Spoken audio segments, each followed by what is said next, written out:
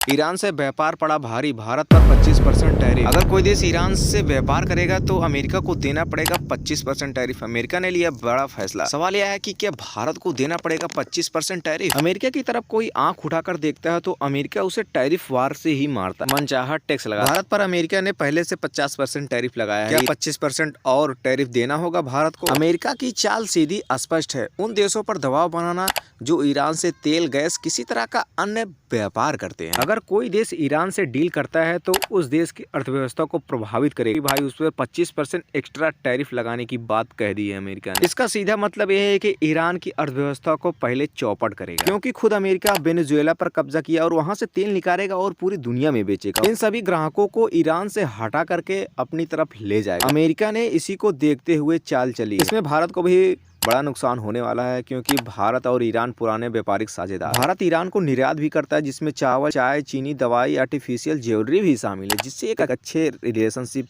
बनी। भारत ईरान से आयात भी करता है, जिसमें सूखे मेवे, कार्बनिक रसायन, कांच के उत्पादन, तमाम चीजें शामिल है जो ईरान से प्रमुख रूप से मंगाए जाते हैं। इन टैरिफ के कारण क्या ये आयात प्रभावित होगा? क्योंकि अमेरिका के दबाव के कारण भारत पहले से ही ईरान से तेल आयात बहुत ही हद तक कम कर चुका है, जो कि न के बराबर तेल आयात करता है ईरान से। और भारत का दूसरा सबसे बड़ा नुकसान होने वाला चाबहार पोर्ट जैसे प्रोजेक्ट धीमे हो, जिससे भारत को अफगानिस्तान और मध्य एशिया तक पहुंचने में प्रभावित हो। कुल मिलाकर बात यह है, अमेरिका का 25% टैरिफ वाला फैसला भारत के लिए आर्थिक और रणनीतिक रूप से चुनौतीपूर्ण होगा। एक तरह से देखा जाए तो अमेरिका पूरे विश्व पर अपना सिक्का चलाना चाहता है। अगर अमेरिका से कोई आंखें मिलाकर बात करता है तो अमेरिका उस पर टैरिफ लगा देता है, वार कर देता है और उस देश में तख्ता पलट करा देता है। अमेरिका की चाल ये सबसे बड़ी है तख्ता पलट कराने की, जो कि बांग्लादेश में हुई और ईरान में प्रोटेस्ट चल रहा है और वेनेजुएला में भी। ना जाने कितने देश की सरकार को पलटवा चुका है अमेरिका। अमेरिका इस काम को इसलिए करता है ताकि हर कोई अमेरिका की सुने।